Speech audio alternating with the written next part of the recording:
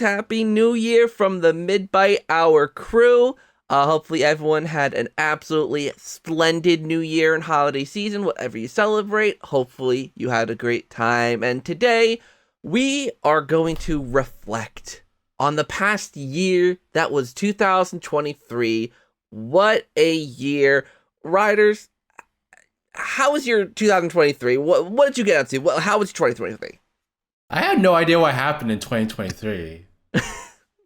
I am really It kind of concerned existed, didn't it? that I'm going to have dementia in like my 30s. All right, no. But I mean, in all seriousness, 2023 was a pretty awesome year in my opinion. I mean, we started off the year, and I totally forgot this happened at the beginning of the year, but we started off with the Cosmic Relief, which was a whole lot of fun. Definitely another awesome opportunity to get together with you guys and a bunch of people in the community and, you know, raise money for good causes. And yeah, charities, raising funds for charities and donating to charities, very, very positive thing to do. And we also went to too many games, so that's also a lot of fun. So I feel like it was a really good year for us three as a collective in particular, because we did the relief, went to too many games, hosted our first panel, and also just became a lot closest friends, then started this podcast. So I feel like in terms of us collectively, it's been a pretty awesome year. In terms of me, let's see here. I mean, I feel like, you know, 2023, like a lot of good things happen, a lot of like setbacks also here and there, which always happens, but I'm looking forward to taking everything that 2023 brought and going to 2024 and just becoming a new and improved and better Riders DX. And what better way to start than with this? Oh, that was way too much. I like how It's not going to be symbolic of how like this year goes. the cup just sort of came into an existence. like it just fades in and then it fades out. Dare I ask what's in the cup? You don't need to know. It's just like water. Is it champagne? Are you really drinking champagne on January 6th?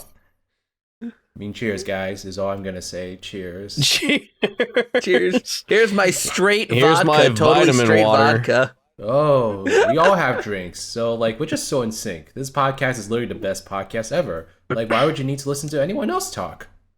For an hour. Or in sync. I call being Lance Bass. Yes. In sync now? Okay. Anyways. I'm sorry. It's going to be May Anything else? in 5 months. Yeah. May. It will be. Yeah. Did you? There's a joke in there somewhere that I'm not getting. Yeah. You don't know the meme? Have you ever heard of their hit number one hit? He's making an NSYNC joke. I thought, I don't know why I didn't think. The one person who made the first NSYNC joke. You're the one that didn't understand the next NSYNC joke. Are you an NSYNC fan? Are you really an NSYNC fan? I'm like a casual NSYNC fan, which is why I made the very casual joke. I know Lance Bass was in it. I didn't think you were gonna go for another NSYNC joke, to be honest. Also, you're talking to like a pop music connoisseur, Zach. Oh, I should also mention 2023 was an amazing year for Taylor Swift, just so everyone knows. Who's that again? She did. I mean, she I think, Dave, you should look into dementia treatments too. I don't know. I thought that joke was pretty swift. I can't with you all. All right, we've had 3 bad jokes so far. All right, and let's 3 minutes in? Let's pop back to the topip at hand. Yeah. Anyways, anything else you want to add, Riders? Is not a joke, just so you know. Taylor, if you ever come across this. Hi, Taylor. Hi, how you doing? I'm your soldier, boots on the ground minion. I'm your biggest fan. I know all your music. That's not true. I'm not your biggest fan, but I do enjoy your music. TikTok, but oh God. We'll look back on this at 20 in like the next 20 years. We'll all be like kind of acquainted with Taylor Swift, and we'll just never mention this episode at all. Oh That's the most optimistic never. thing We'll I've like, ever what? heard you say, That exists? Dave. That's the most optimistic thing I've ever heard. It'll take 20 years to become acquainted with Taylor Swift. Damn, that says a lot about the optimism of Dave Ace. Yeah. Well, Dave, you must have loved 2023 then, if that's your optimistic view going into 24. I'm gonna be honest. I didn't even know 2023 had taken place. Like, What'd you do? Sleep the whole yeah, year? that's what it feels like. Honestly, like I remember New Year's for starters didn't even feel like New Year. Christmas didn't really even feel like Christmas, to be honest. Oh no. It just, I don't know, everything just seemed to have blended together. And then, like, when January 1st came around, everyone was like, oh, it's 2024. I was like, it's 2024. Cool. Yes, I don't know. It just, like, the first thing I tweeted out was the fourth sequel to 2020 is here, finally. I saw that. Yeah. I mean, fair. Can you believe 2020 was 4 years ago? Like God. that I can't. doesn't And sound it actually pains me. It pains me hearing that. like we're nearly half a decade nearly since like that's no. I don't like that. No, like, thank you. I don't know. I mean, I don't think writers got to fully finish what he was saying about 2023. So I'm gonna push it back over to writers. Oh, honestly, I feel like I was just spiraling into mumbo jumbo at that point. Like I was trying to figure out. Yeah, I thought Riders was transitioning to you. That's what I thought was happening. Well, was like, what I else feel can like I I kind say of butted about- in with the jokes and like took the spotlight away. So I wanted to. I mean, I did the stupid in sync joke, so no worries. I mean, the only thing I wanted to mention was like Dave and I also did a bunch of stuff together as well this Yeah. year. I mean, we went to the Sonic Symphony, like Yep. in September, I think, which it was the end of amazing. September. Yep. Yeah, absolutely amazing experience. Loved it, and of course we all. Yeah, this was a fun year for Sonic in particular. Like we all basically rocked out at Crush 40 at too many games. Oh That yeah, was amazing. yeah, that did happen. I went to like Even I 15 enjoyed concerts it. last Like- year. Actually, I did a lot last year. Yeah, that was the Crush 40 concert was the first concert I've ever been to, and then Wow. the Sonic Symphony, I guess, counts as a second concert because It they threw felt like Crush 40 concert. there too as well. So- It felt like a concert by the end of it, for sure. It was definitely a very concert-like thing. And that's the thing, like as a non-Sonic fan, even I really enjoyed that Crush. Like that was like even after what, like an hour and a half of It like took about an hour and a half to get everything set up. an yeah. hour and a half. Like it was still like very much worth it. We were all rocking out, and I was behind both of you. And I'd never seen Riders rocking out. So because Riders, I always kind of view as a tame human being, like very Oh. calm, very zen. You should have seen But him at when the symphony. that concert.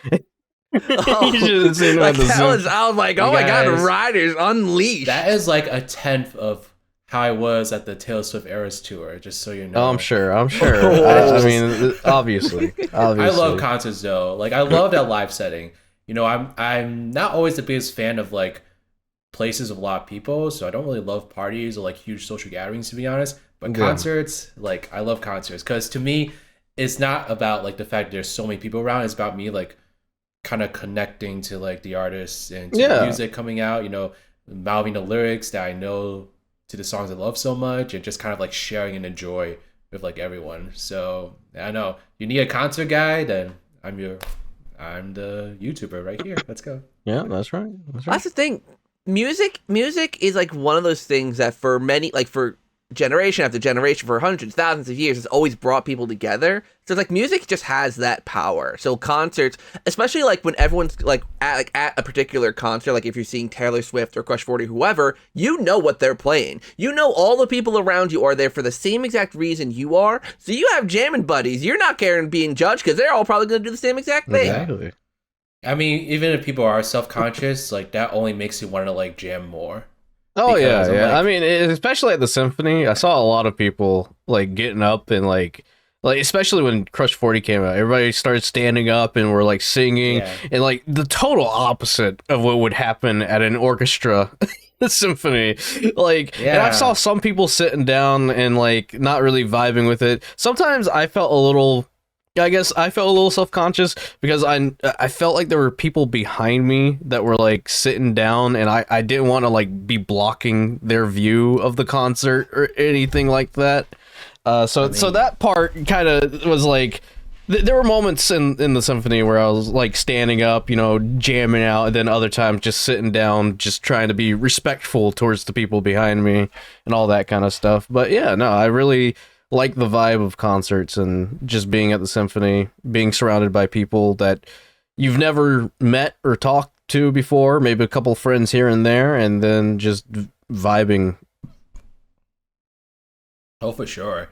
And to the people that I'm blocking behind me, like if I feel like I'm blocking someone, I'll just kind of be like this. Right. Like do a little crouching, Yeah. a little crouching jam. Crouch dance, do a squat, and just like, oh yeah. Yeah, good excuse to get some squats in, So Yeah, that's always right. a positive to everything. But that's just me.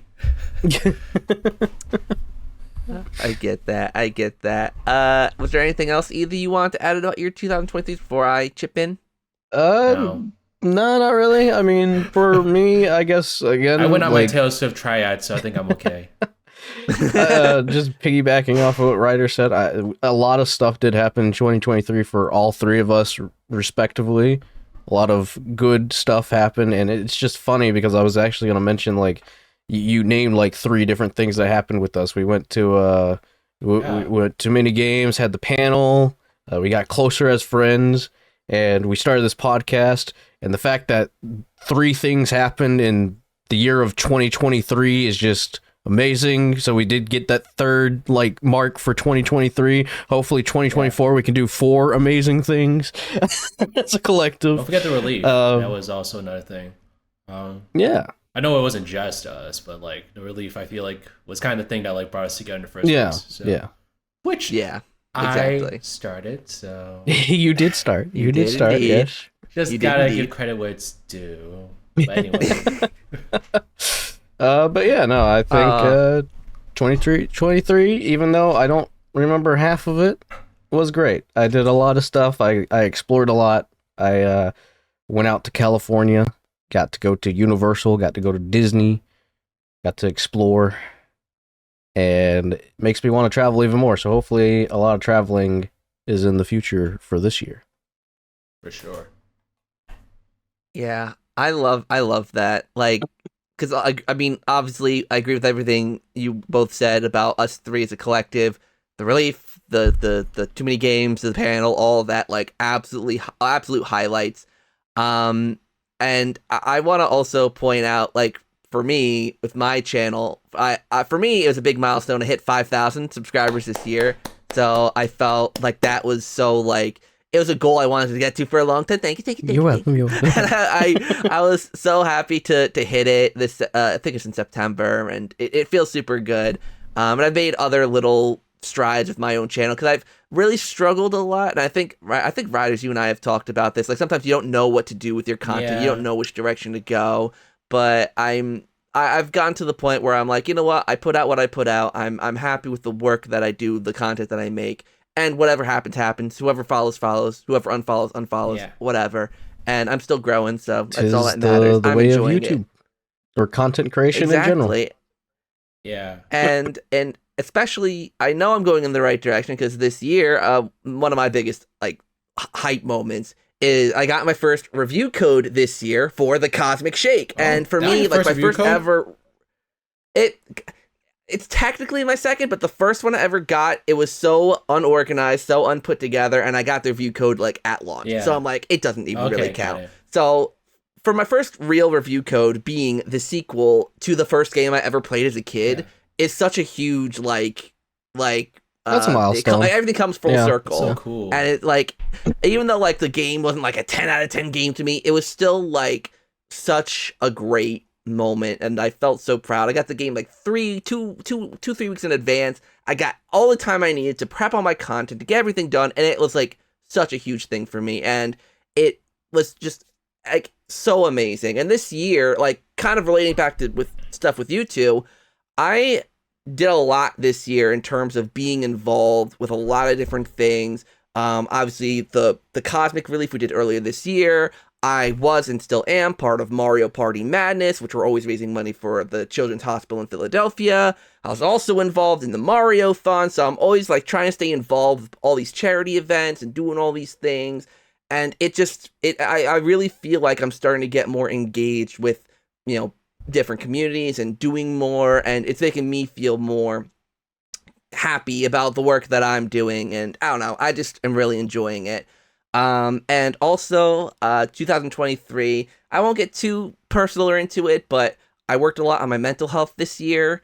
It was, for me, really important that I step back and really try to build myself back up, because for those of you who don't know, I really, really struggle with a lot of mental health BS, and this year was a huge step up. I got myself a full-time, like a therapist, I'm seeing every single week, and it's just been a huge mountain of growth that I've done, and I'm just really happy with it. And lastly, like Dave, and Riders as well, even though he didn't mention it, I've also done a lot of traveling this year and seeing a lot of, different places and different things. I went to England for a few weeks this year to see family and friends, which for me was huge. I always love seeing my family and my friends over there, because it's so rare I get to go over there, and it's just such a fun time. And yeah, 2023 was definitely like a blur. It went so fast, and just a lot happened, but I still think it was one of the better years, obviously coming out of the pandemic and everything. I think it was a good year, in my opinion. Well, yeah, I'm a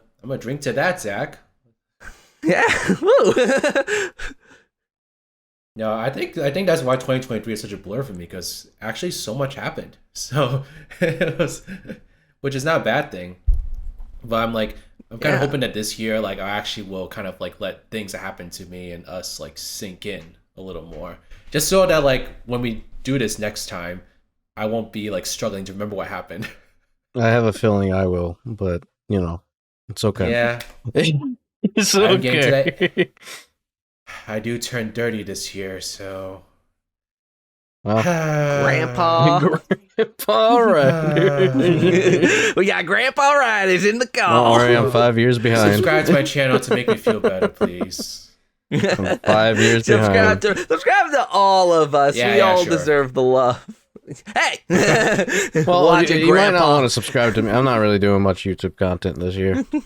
You got those crash streams and stuff, so yeah. Yeah, but I'm Yeah, you're moving doing that your over to streams. Twitch. I'm not really. Well, then follow Davies on Twitch. right. Yeah. I mean, all the links are going to be in the description. More on anyway, that so- at a later date, but I am doing something pretty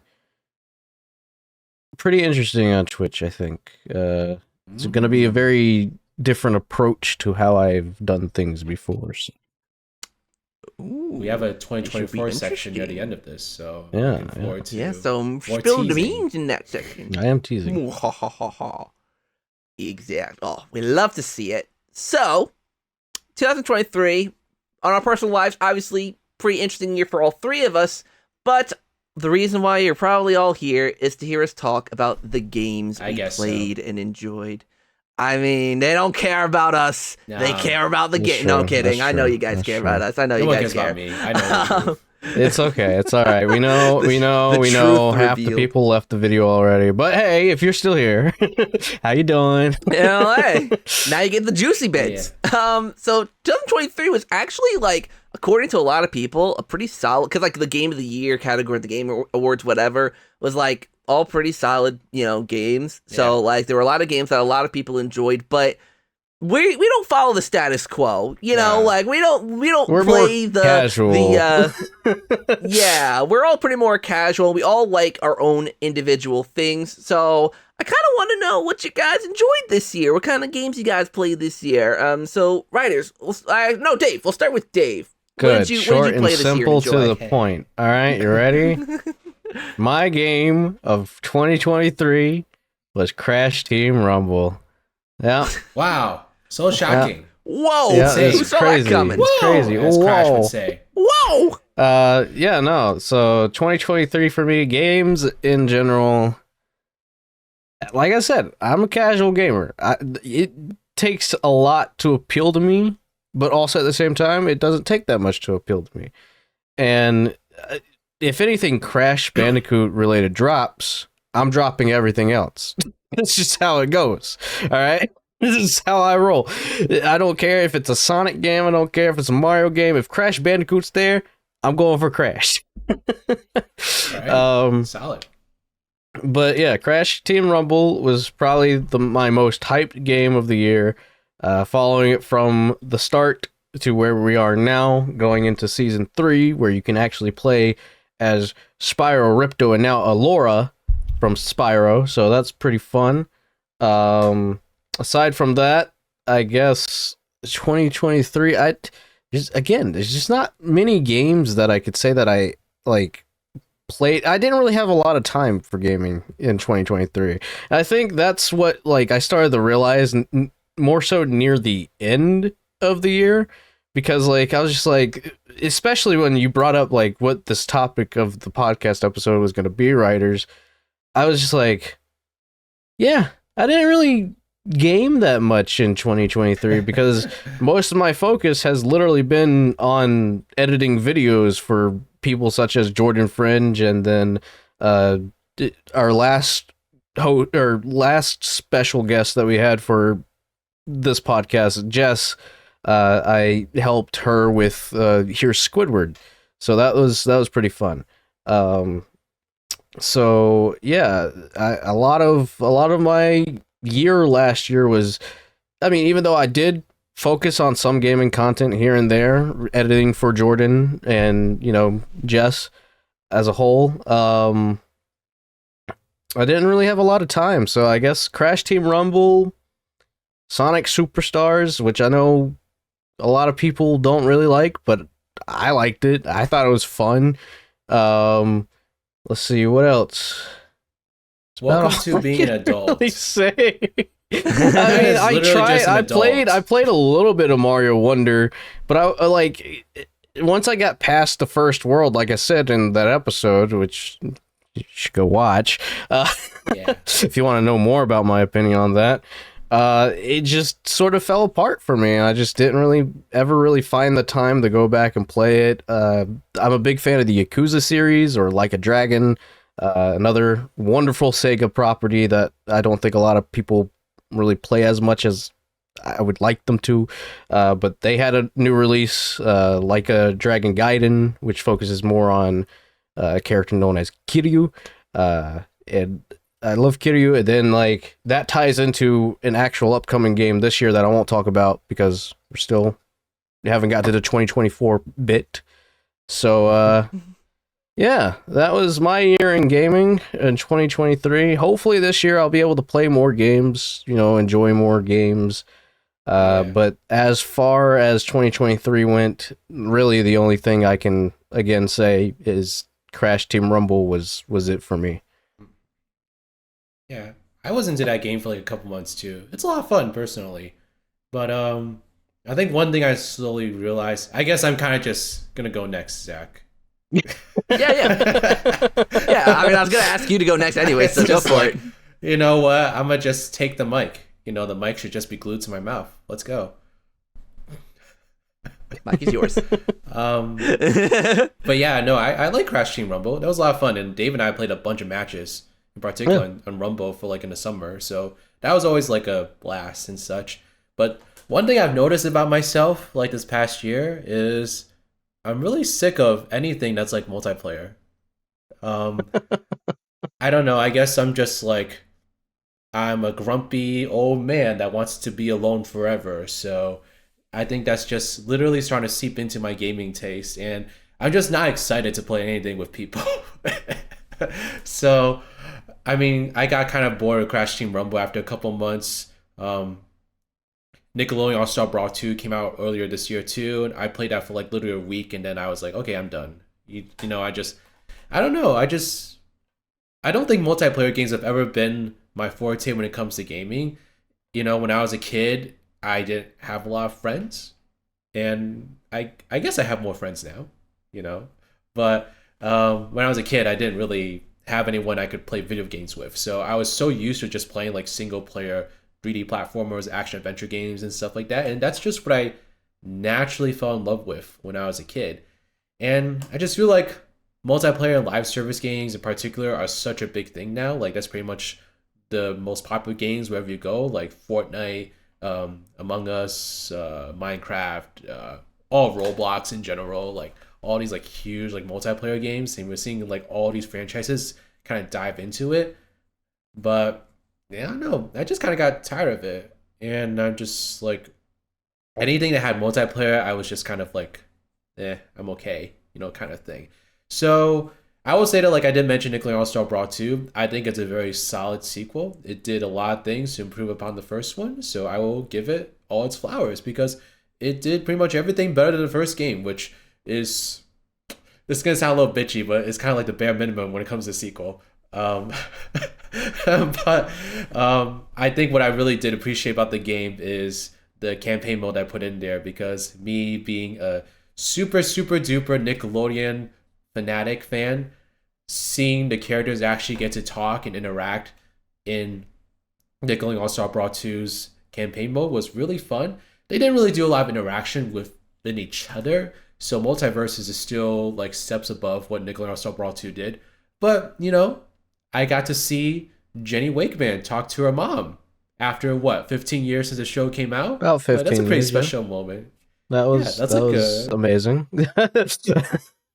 That's a pretty special Why moment not to just me. bring back the show? right,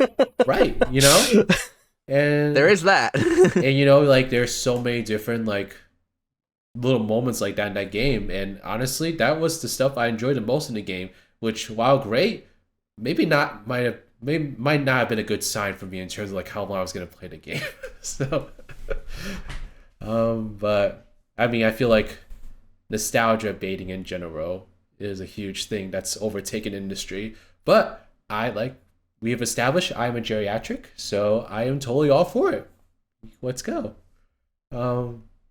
But I guess in terms of a game I love, though, I gotta go back to Cosmic Shake. I mean, Cosmic Shake I think it is my favorite game of 2023, which sounds very predictable and very on brand, but I mean, it's true.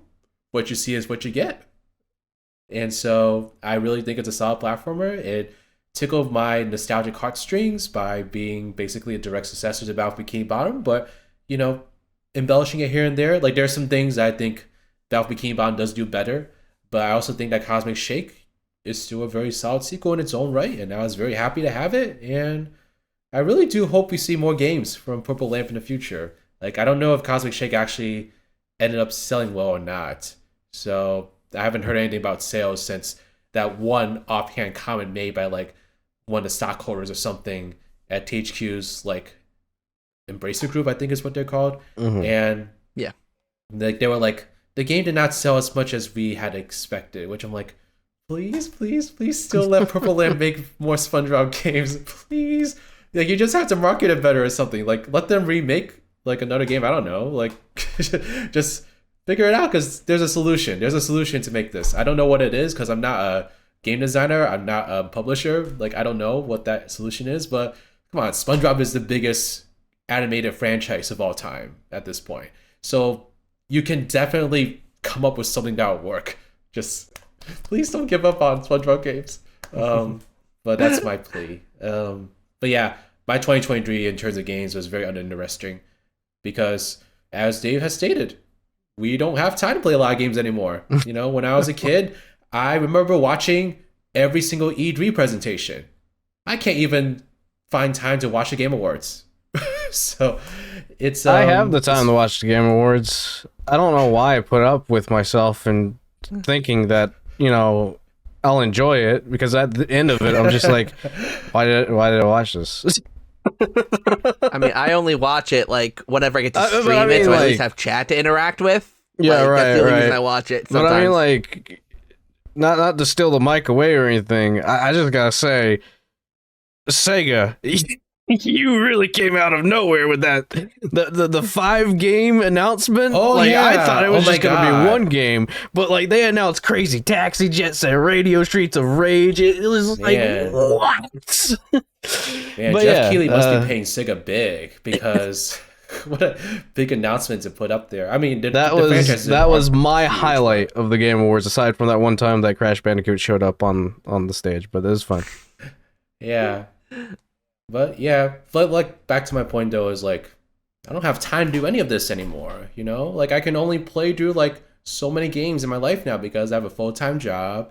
You know, I can't just like eat junk food every day and still be healthy. You know, Slowly puts the popcorn in his mouth. I have family.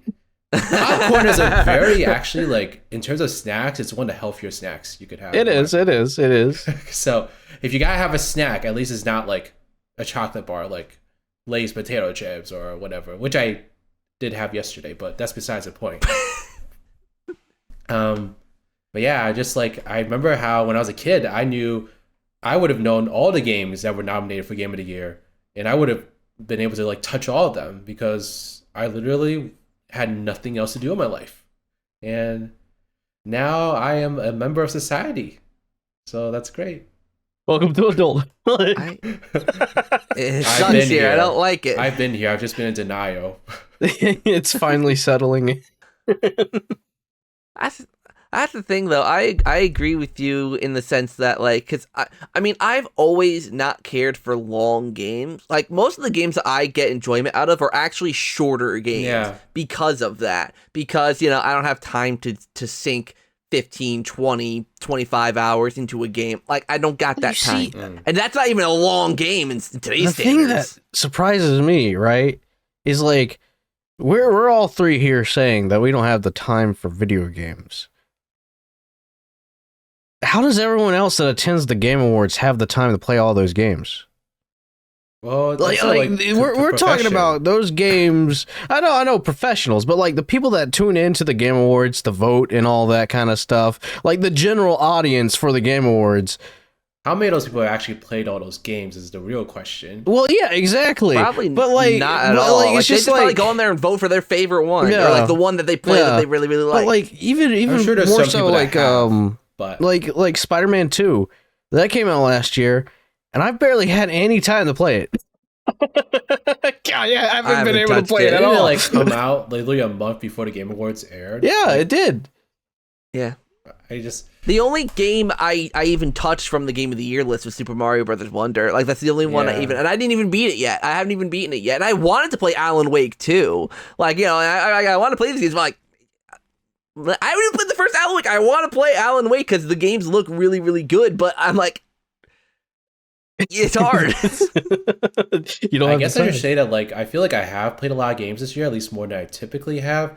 But I play a lot of like older games, and one reason is probably because of nostalgia, but also like I run a YouTube channel on video games, so there's a lot of games I need to get through. To, like, there's that, but I just personally, opinionally, I feel like looking at the gamescape right now and just looking at the future of gaming, we're heading towards Hollywood when it comes to video games now. Like, it just seems like every game that comes out within the next few years, just from this point on, is going to try to thrive to be like a motion picture movie that you watch in a theater. And going back and playing games from like the early 2000s, all that, it was more just so people were excited, people were creative, people were fun with it, people were having fun developing games. But now it just feels so corporate. It just feels so like, oh, we need to make this game 36 hours long, 48 hours long, or no one's gonna play it. You know, it just, gaming back then is so much more fun, and that's why it's so much more fun, in my opinion, to revisit old titles, and maybe even titles that I've never even played before.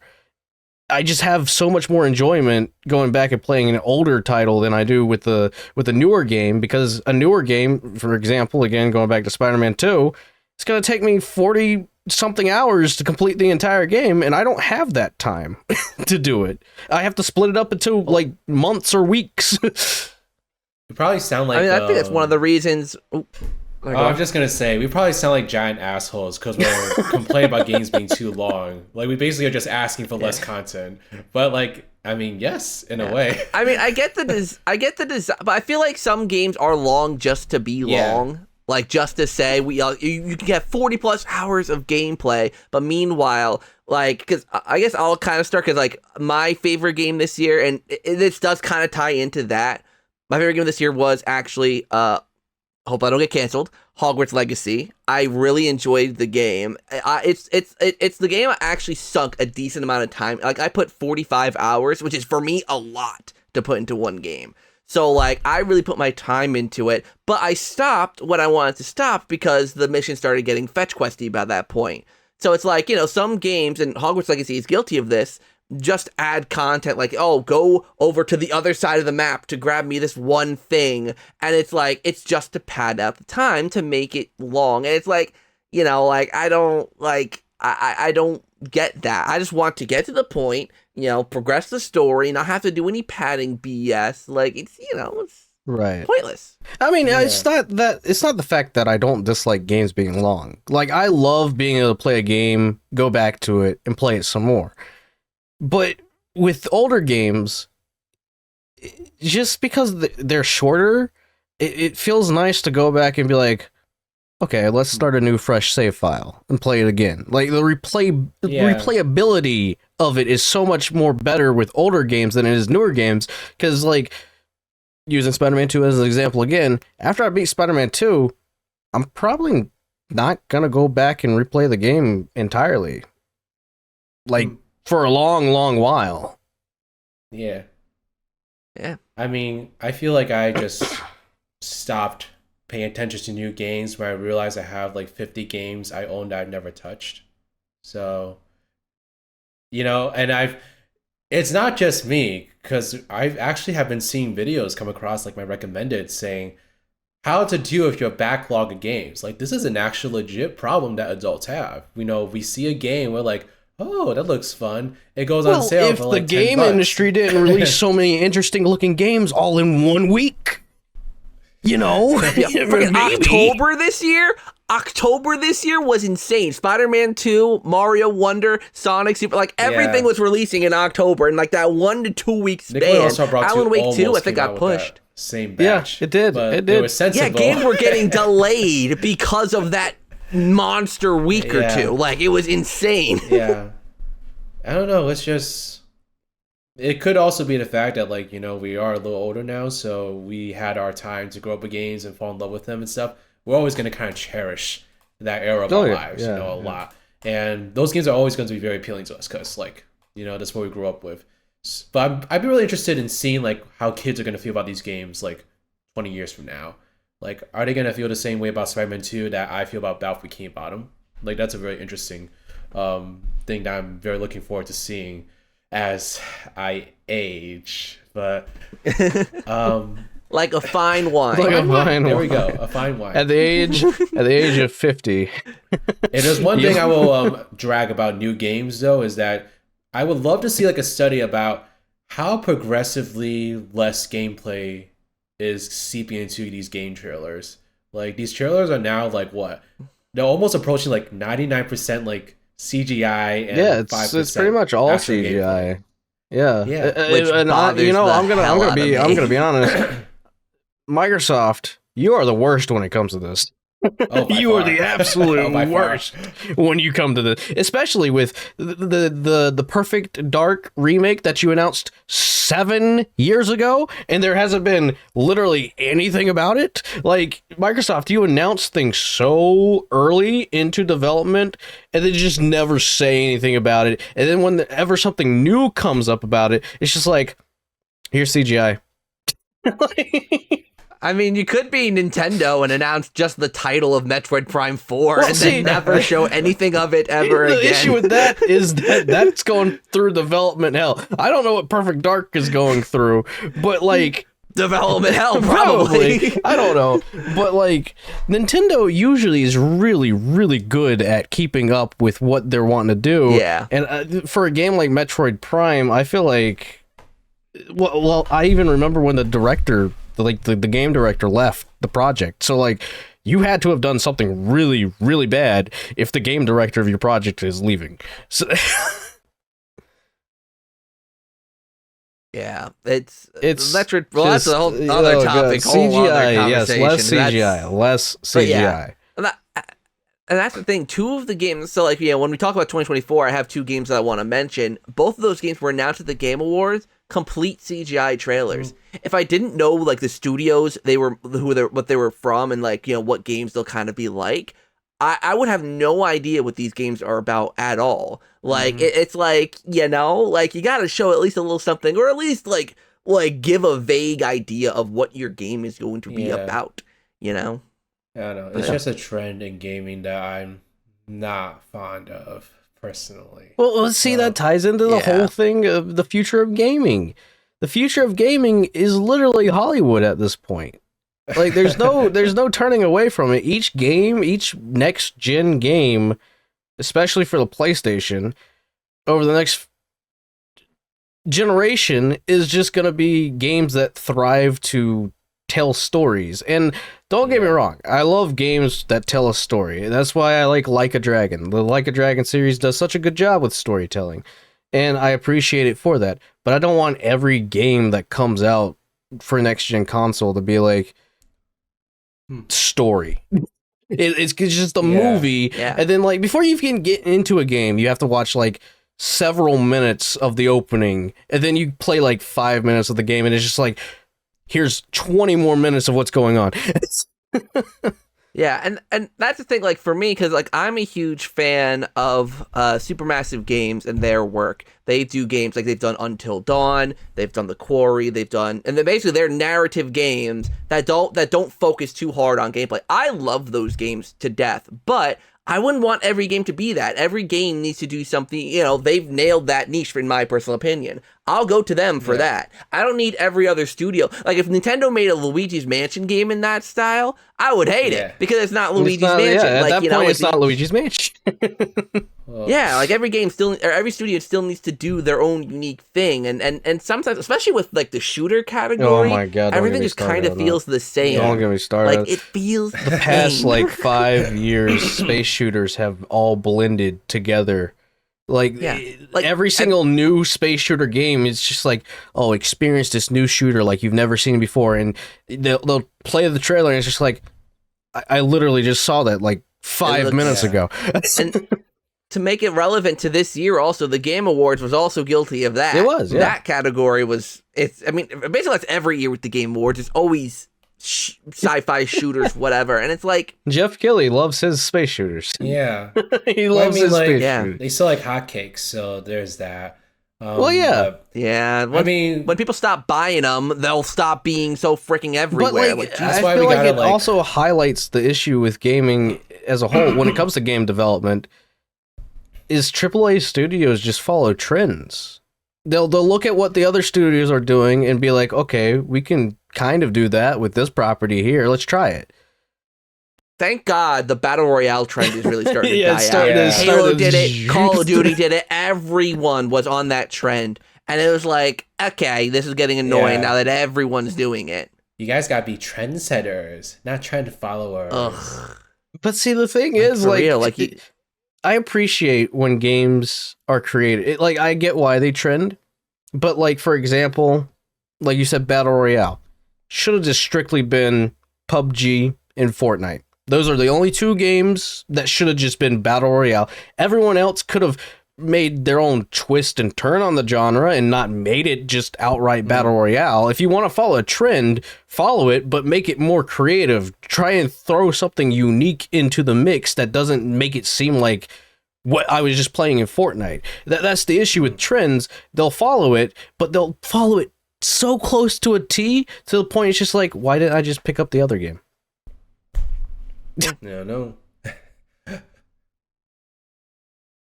You guys have a lot of thoughts on I do want to say, I do feel bad because I feel like the only game that Zach has really ever said he wanted to play from 2023 was Alan Wake. So, yeah, Zach, I did play Hogwarts Legacy. Yeah, Hogwarts Legacy. What else from 2023? Because I know you said you had a lot. So, yeah, I actually had a decent amount.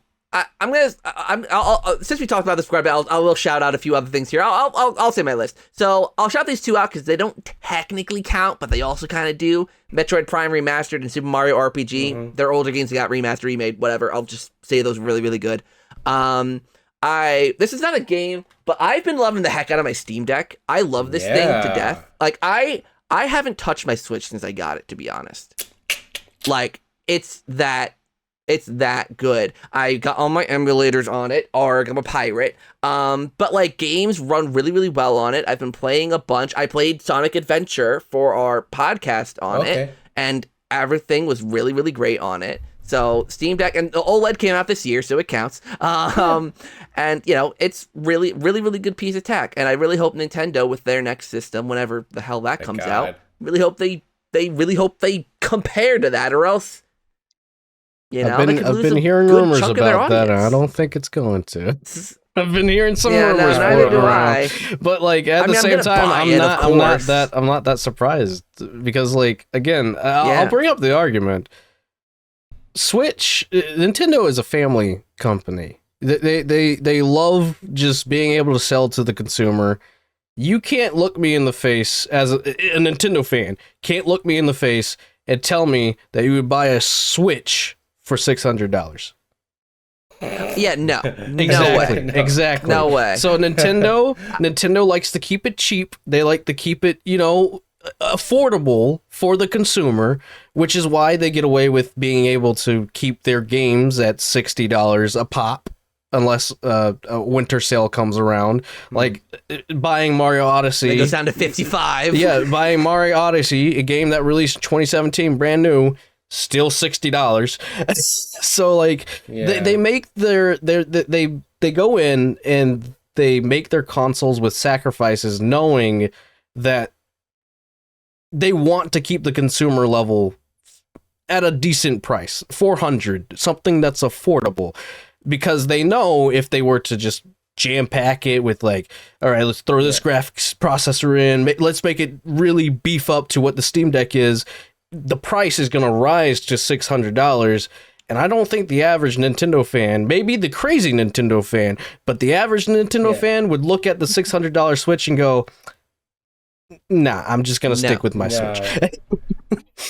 The thing is, I think, oh shoot, I just had a thought in my head. Oh yeah, I think the best way for Nintendo to keep going is, I think honestly, in terms of like thinking like versus Xbox or PlayStation, they shouldn't feel like they should be a competitor to them. No, not at all. I think Nintendo is a great supplement to them, because everyone had like a Wii with their Xbox 360 or their PS3 back in the day. Like, Nintendo's always been a great supplement to Xbox or PlayStation. Yeah. I'm the Nintendo fan, and I'm saying it, so I don't want to be attacked. So it's like, if Nintendo like do a Switch 2 that is more powerful, like, yeah, like it could, honestly, I still think the Switch is a great supplement to the Steam Deck. I just haven't touched it because there haven't been really many Nintendo games that came out in the last month, you know. So when Luigi's Mansion 2, I'll talk about that later. When that comes out on the Switch, oh, I'm going back to my Switch, baby. But like, you know, like, it's a great supplement to any console you may have. So I think that's where Nintendo's I do agree. It does and they have complement. Pokemon, so It's complementary because, again, Nintendo has the IP. They have the exclusive IP. You can't play Mario or Pokemon or literally anything else that's a Nintendo brand or product on any other console. So that I mean, it's nice. It's nice to have that 4 to 5, maybe 6, 7 hour Mario game to complement your next gen console. Yeah, exactly. And that's why I love, like, a lot of Nintendo games are kind of shorter, which maybe, you know, for me, like Luigi's Mansion, I can beat in like 3 or 4 hours. I'm fine with that. I'm happy with that. Like, it's a game I can sit and play through. Like, I'll do 1 or 2 playthroughs of it and I'm done. It's like, all right, I'll pick it up next year again for Halloween, you know? Nintendo, but yeah, Nintendo sets the trends, you know?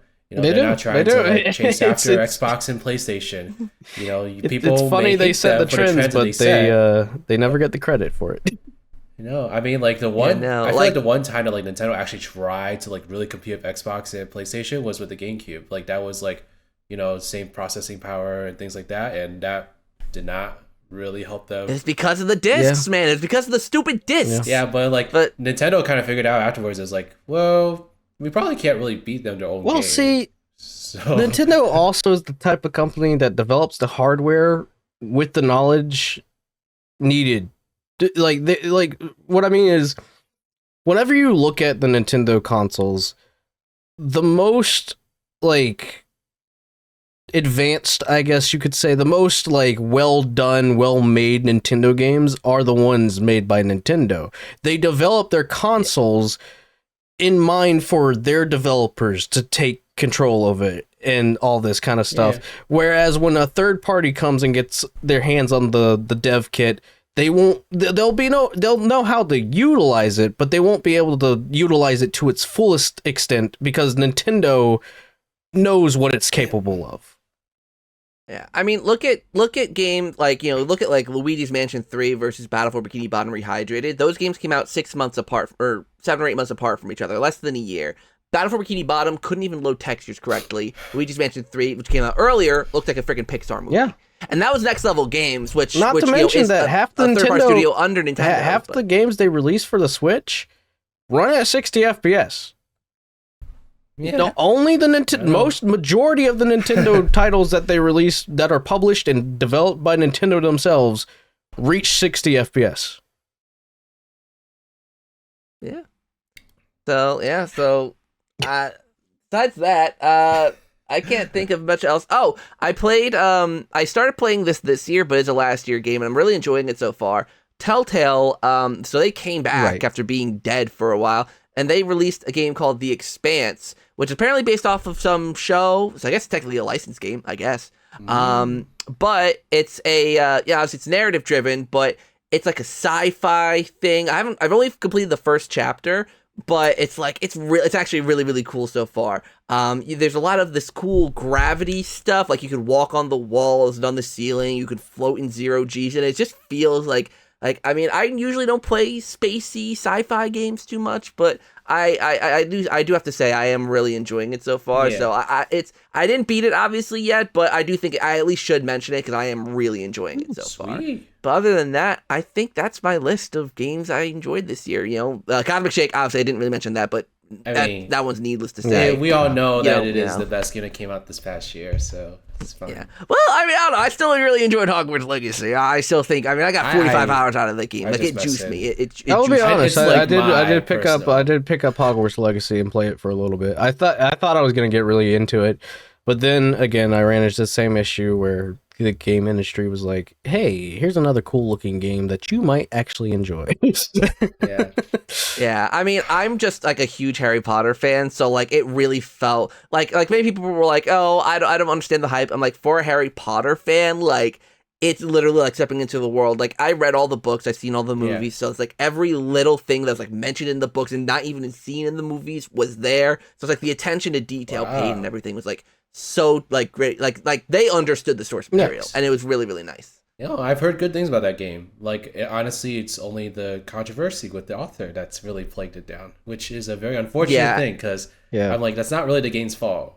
It's not. And I will say, I don't want to get too controversial here, but first of all, I condemn everything that J.K. Rowling says. Like, I don't like I separate myself she can from go her. jump in a ditch. Yeah, but Just you also have shut to up and, remember. enjoy money. Like, come on. Yeah.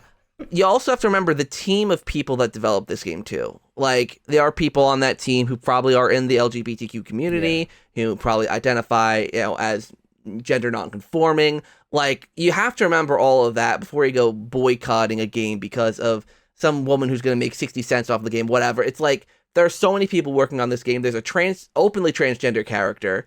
There's like you could tell that J.K. Rowling did not touch this with a 10-yard pole, and she had no involvement in the project whatsoever. So, I don't know. Like, I understand if you don't want to buy the game because of that. Totally. But there were so many people being shamed into buying it, which, I openly did not talk about the game when it came out because, I don't want to be attacked. But I shouldn't feel that way because I openly don't.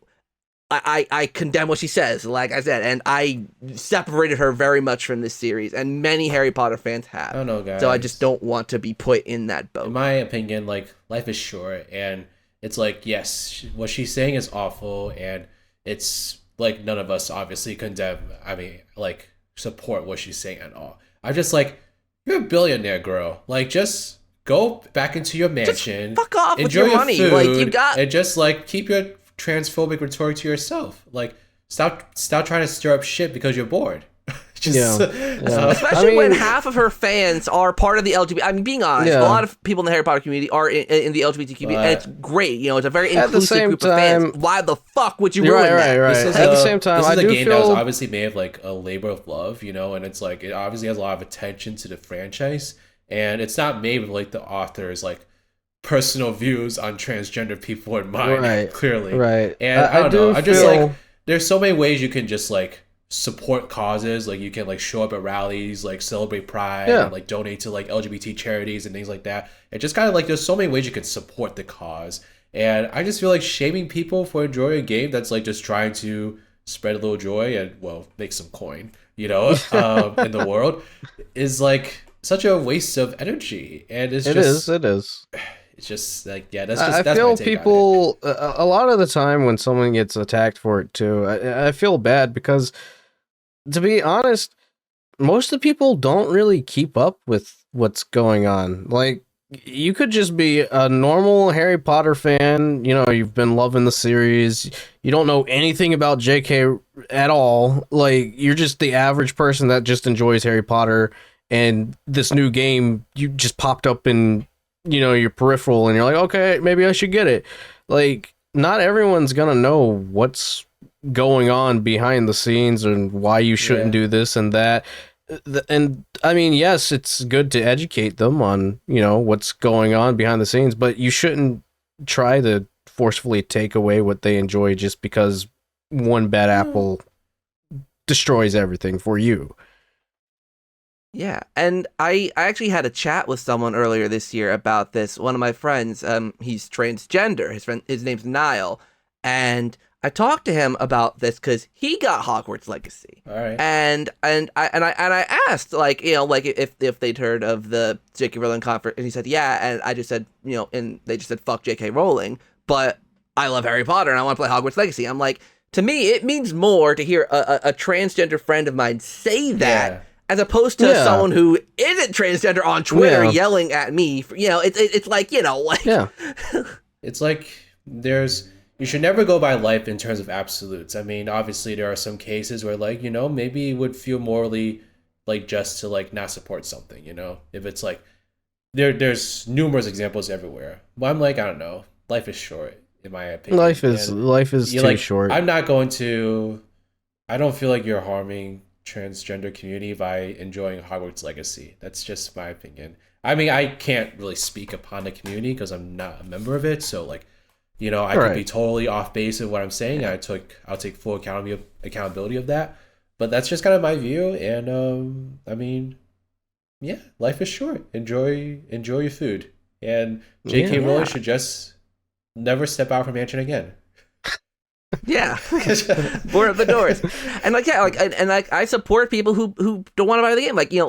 You just have to be able to understand both points of view without automatically yelling out. You gotta agree to disagree. Yeah, at some points, just how the world works. If you feel personally like wrong for playing the game, then that's totally like fine. That's everyone has varying degrees about how this impacts them. But I just think that that's life. The discourse over it is just not productive.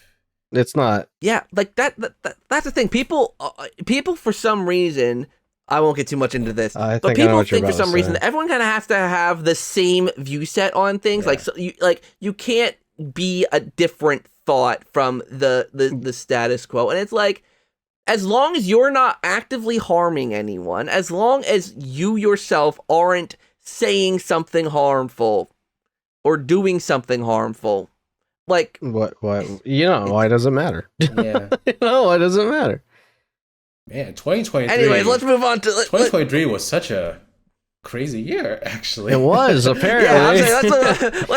Let's move on to some positive. Well, I was gonna say some positive subject. We support people of all different identities, by the way, y'all. Everyone is welcome to our podcast. This is a safe space for everyone. We love and support you for who you are, identifying as who you are, and things like that. Like, just know that we love you, we cherish you, and we love that you're here.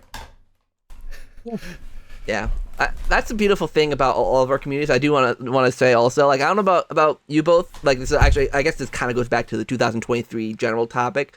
But like I noticed with like my community this year, like my my personal community on YouTube, I noticed just how like the diverse range of people that I have that like that comment and support me. I'm like I kind of love that. Like I just love it like that people are just like, because like I don't know, like sometimes like I don't really think about it too much. Like I'm like, oh, these people are really nice, but then like people would tell me like oh, like I'm a commenter from somewhere in Central America, or I'm from Europe, or I'm from Asia, and I'm like, that's so cool that like like that someone from all the way into a different continent cares about what this stupid face has to say. Like it's nice. There's something wholesome about it.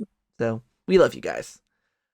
A stupider example of this is like someone DM'd me on Instagram like earlier this year saying that they love my SpongeBob videos, and I am a social media lurker, so I took a look at their Instagram profile, and this guy is like a legit bodybuilder. Like he's got like huge muscles. He competes in competitions, and I'm like, you like SpongeBob Alpha Bikini Bottom? Like slay, girl. I love that. That's the thing. That's the whole thing. Don't judge a book by its I cover. love that. I Let's didn't go. like anything. I'm inspired. I want to become a bodybuilder that loves SpongeBob. That was not going to happen, but just imagining riders with a big buff body, like I mean, holding like that one fish from SpongeBob with the giant like muscles. You know what? and- I'll just get myself a pair of anchor arms. Easy get done. some anchor arms. Get some anchor arms. There you go. Oh God! What a writers will come the legit real life Larry Lobster. I mean, living like I Larry. feel like I hope I'd be smarter than Larry, but I would love to look as good as You'd Larry. be smarter than Larry, yeah. Yeah, okay, that's good. That's all I really cared about. Okay. What? I think we kind of touched on this a We little bit. kinda- But what, I mean, what writers game are you did a little bit. disappointed by? Yeah, were you guys disappointed in any game? I know Ryder's kind of mentioned like like fizzling out from Nick All-Star, but like, is there any other games that you felt like were just not it for you? Yeah, like honestly, for me, it's just the multiplayer aspect. Like I just got tired of Multiplayer, multiplayer games, so that's just me. Like if Dave asked me to play Crash Team Rumble like tomorrow, I'd be like, no. I mean, that's fair. That's fair. I don't mind it. For me, I will say, I guess as unfortunate as it is Nickelodeon All-Star Brawl 2. Like I was all for it. Canceled. I was all for it. And it's funny because like writers can even tell you this. I was already saying that I wasn't really going to be too big into it. And then like as soon as it came out, I was like, okay, I'll give it a shot. And like I could for a moment like glimpse see, okay, this could actually be pretty good. This could be actually really exciting. And then the most horrendous thing happened. They announced Fighter Pack 1. Yeah, that totally is a coordination with the Avatar show coming out. Like I don't care. I don't care. Fighter Pack 1. I looked understand at it Zuko, but and like, I was mean, just I like, love Iroh as a character. I love him as a Well, character. see- He's a great asset to the show, but like he does not need to be a fighter. And Nickelodeon All-Star that's Brawl my 2. thing. That's my thing, right? We have three I don't remember firebenders much. now. I don't coming to Nickelodeon remember All-Star Brawl much of Avatar: The Last Airbender, but from what I do know, and what I do remember is that Iroh, while he can be a fighter, he's more of the wise person. So Yeah. it just doesn't really feel like it makes sense to make him a fighter. He can fight, don't get me wrong, he can, but in the show, he's portrayed as the person who's supposed to be guiding Zuko. He's the uncle to Zuko, and he gives Zuko advice. He gives him wise advice.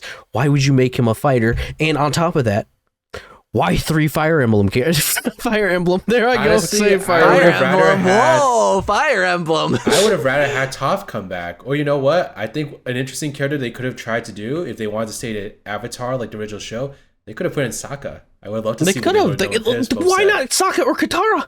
Why not one of I them? don't I was gonna think say Katara. I personally I was want gonna to say do Katara. Katara because, like, I mean, Korra's kind of got the water bending thing down. I mean, I know she's an Avatar, so Why she's got other not? elements, Why not the but- Fire Lord himself? Why not the Fire Lord himself? Oh, that would have been sick. Why Well, I don't not? know. He Why might not? have been a real redundant with Zuko, but But Iroh is still, redundant with the Zuko. big fight So- at the end. Spoilers is Fire Lord versus Avatar.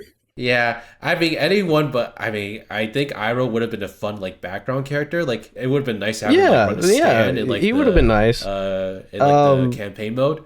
But as a fighter, I'm like y'all could have chosen. you could have whoever. literally chosen anyone else. And then on top of that, Mr. Krabs is like the only one that I feel like I'd be interested in actually even playing from the fighter pass. But just because of this next character,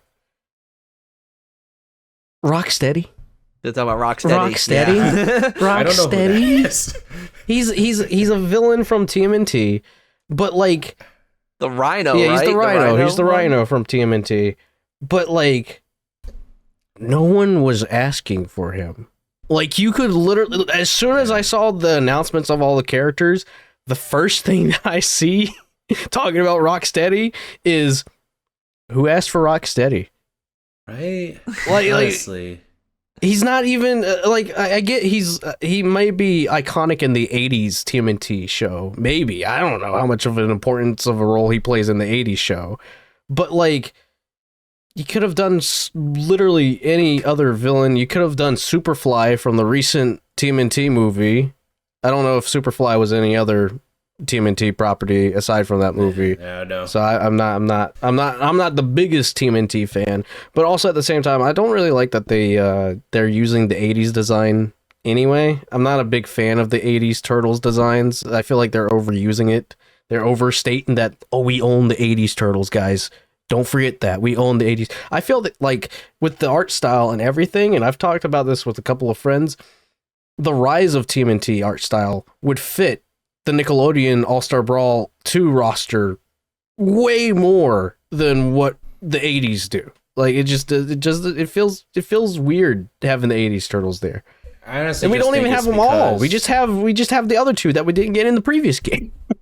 I think it's just because it's one of the most recognizable like images of the TMNT turtles, and you know they want to sell. I feel like a lot of people would argue against that. I feel like a lot of I people don't know. would I'm probably not a say TMNT 2012. connoisseur, so I feel like I a lot wouldn't of know. people would say 2012 is the more recognizable ones, but I don't really like the design for 2012 TMNT. Again, I'm not the biggest TMNT fan either. The only thing There's that I also got the into with fact, though, TMNT that- was Rise, and that was about Yeah. it. There's also the fact though that this game is heavily catering to like older gamers, like people that are old fans of the older Nicktoons, and so Oh, chances certainly. are those fans would have known more about like the '80s Turtles. Like my friend, he my roommate, he is maybe like a decade or so older than me, and I was telling him about the characters in Nickelodeon All Star Brawl 2. I mentioned Rocco, and he's like, "Rocco, that was my shit, man, in the '90s." So I'm like, Well, see, like they're obviously appealing to, like, did you mention Rocksteady to him? no, God, this was before the DLC came out. Oh, and okay. By I the was time about I to heard about the say. DLC, I'm like, I didn't care about the game enough to talk to him about it anymore. I can ask him literally right after this. But I mean, yeah, I echo a lot of those starts.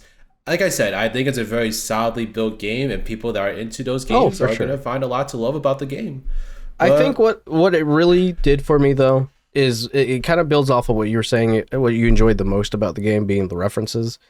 If anything, this just made the want for another game similar to Nicktoons Unite or Battle for Volcano Island, if I could freaking speak, any of those platformer games with crossovers, it just makes the want for those even more. Like even more. Please.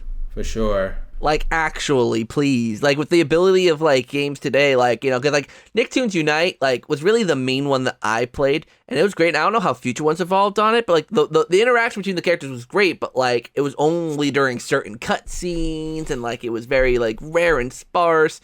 Like, I would love to see, like, full-on interactions between all these different characters from all these different Nicktoons. Like, that's I'm not like Nickelodeon games don't do a whole lot for me, but like if you give me one like that where you have a proper game with SpongeBob, Jimmy Neutron, Danny Phantom, Jenny, like you have all these characters actually having full-on conversations and like Yeah. and it's platforming. Oh, you got me We hook, got line, Purple and Lamp's sinker. next game right here. Come on, Nickelodeon. Let's go.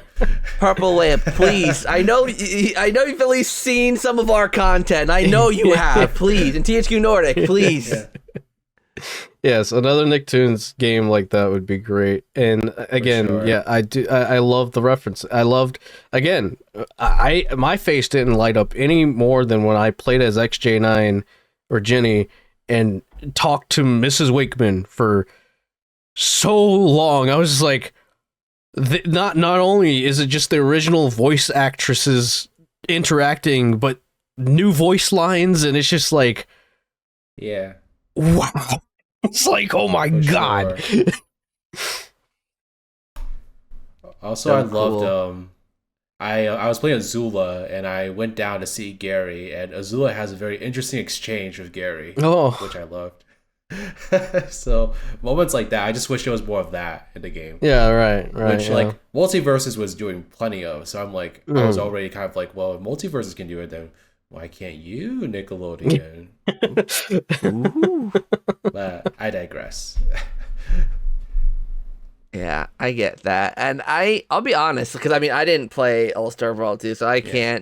I can't comment on that. My disappointment game, it's gonna trigger people. And it's not because I don't like it, it's not because I think it's I bad. And know we did a what's whole coming. podcast episode about this. Yeah, we did a whole podcast episode about this, Uh-oh. so I'm not gonna dwell into it too much. But Super Mario Brothers Wonder was a great game in its own merits, but people were calling it Game of the Year. People were saying the best 2D Mario. I'm still not sure on that. The bosses were very repetitive. The wonder effects kind of also got repetitive after a little while. The level design was great, you know, like it had a lot of charm, and I think it was a great 2D Mario game, but it wasn't this big revolution that everyone was really saying it was gonna be, and I kind of went in with those expectations. But even like I, as a Mario fan, was like, okay, this is good, not great. I would still love to see them do a little more, you know. It was a good first step, I would say. Hmm. Like, there wasn't a game that outright completely disappointed me. So, like, this is the best I got. But yeah, Mario Brothers Wonder, it was good, great, even I will say, but not amazing or like game of the year. As some people were arguing with me about that. Like, what do you mean Mario Wonder isn't game of the year? It isn't game of the year. Like, no. Like, no. There's Like, no you way. telling me comparing Mario Brothers Wonder to Breath of the Wild? Or Someone- Tears of the Kingdom? Like, no. Someone at Nintendo paid for that slot. There's just I mean, no way. Yeah. Clearly, the game of the year is the Thousand Year Door remake. Like, it's so good that it doesn't even have to come out in the year that it is supposed to come out to like. It didn't the game even. of the It didn't year. even make the most anticipated game. Well, Which is they're actually losers. pretty surprising, to They be don't know honest. what they're talking about. I'm Half honestly of their kind of brain surprised for is that one. like Because not that, there. So Well, if that game doesn't get nominated for anything in the Game Awards this year, I'm actually going to be a little surprised because how can you nominate Resident Evil 4 remake for something and not Thousand Year Door remake for something like? I mean, Metroid Prime got snuffed for It that. did, it Even did, yeah. Metroid Prime was like really well received. Like everyone loved that Yeah. remaster. I mean, it's only a remaster, but still, didn't that game like come out like as soon as it got announced? Though Shadow dropped. Yeah, Shadow I'm dropped, and hoping like that, got like, 90s. the Thousand Year Door remake has a bit of a more rambunctious, obnoxious campaign around it. Like I just want them to like go we'll all see. out in We'll terms see. of advertising. It's it. Like, been this it's is been the pretty big Mario popular. game of the year. Everyone needs to go buy it. Oh, It needs to don't become the forget! best-selling Don't Mario game forget! of all Speaking time. of remakes, Mario vs. Donkey Kong is coming out because remember everyone was asking for a Mario vs. Donkey Kong remake. Just letting you know. To be fair, though, everyone was to asking be for that. fair, to be fair to that, though, I mean, I guess we're going into 2024 Yeah, anyways, so basically. screw it. We're in 2024. To be fair to that remake, though, I'm not excited for it personally, but a lot of people who are fans of the Mario vs. Donkey Kong games said that like they really started to lose it after like quite a few games. So this is like bringing it back to basics, back to the original. Alright. So if they do evolve more on the original and like not do like kind of go down the spiral hill they went down, I'm kind of down I'm for it. sorry. If people are for those fans. I'm sorry. I can't see. Look, I've been burned once too many times by Nintendo. All right, I've been burned by Nintendo a lot, and just again, when it comes to remakes, when I see them remake something, I'm like, oh, that's cool.